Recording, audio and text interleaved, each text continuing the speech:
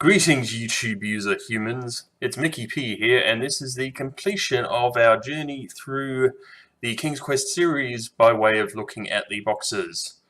And this is the first one, King's Quest, Quest for the Crown, or King's Quest 1, or whatever you want to call it.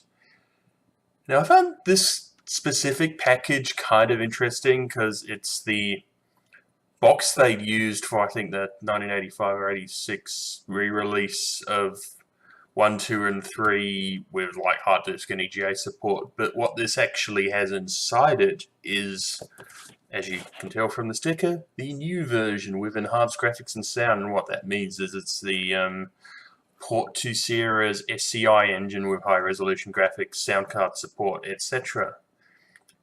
And what's kind of odd about this is, rather than having like a system requirements sticker along here, it's just got this new version and this 3.5-inch discs enclosed sticker. I don't know if that's because the system requirements sticker fell off, but there's no sign there's ever anything there.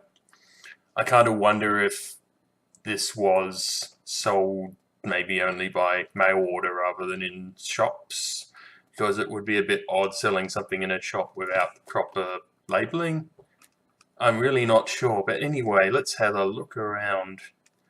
So if we look at the front, it's got King Graham delivering the treasures to King Edward. I guess he's not King Graham yet because he's still Sir Graham. And it also occurs to me that's a kind of spoiler for the ending of the game, but I guess it's fairly obvious that's what's going to happen. And we've got the usual stuff that's on a lot of these boxes, over 500,000 sold, because this is actually the old box, even though they sold more than that by the time this new version came out. I can only assume they were just trying to reuse old stock of boxes, because they did do a proper box for the remake that kind of matched the King's Quest 5 and 6 boxes, sort of, except came out before them, so I'm not really sure what the full history is. But anyway, let's have a look around the side. Side's pretty obvious too. I don't know if you've seen any of the other videos, this all looks familiar. And yeah, on the back we've got the screenshots from the old version, not the new one that's actually in the box. So that's why I kind of think this maybe wasn't sold like this in shops, because it's not great marketing, also with no required stickers, no barcode or anything. But yeah, got the full blurb and photo of Roberta. Yeah, it's box. It's nice, and I don't know if it's supposed to be brown or gold, but yeah. Open it up. Let's see what's inside.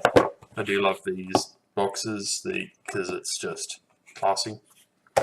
Discs! 3 discs, and this is where you can tell that it's the new version, because it says King Quest 1 MS SCI, which I mean means MS-DOS SCI engine. And there are 3 of them. And for some reason the first one is white and the number 2 and 3 are blue. I don't know if that's because this is combined from multiple releases or if that's how this came. But yeah, discs. I've had trouble getting them to work, but I think that's because of my floppy drive rather than the discs. It's really hard to tell. Yeah, I guess I might have fun trying to find any floppy drive in 2017. Anyway, manual.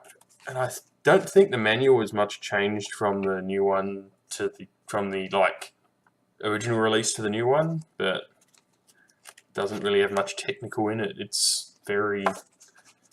The manuals for these early King Quest seem to be always mostly kind of storybook material, and they do look very nice. They've got original artwork and everything, and little how to draw maps thing. Oh, I knocked over Turing. Sorry, Turing. Anyway, 3D animated adventure game reference card for MS-DOS SCI. So this is the technical notes on how to install and do all the setup of the sound cards and all that, because yeah, this had a sound card support, which was just the like ad lib and roll an MT32 type stuff.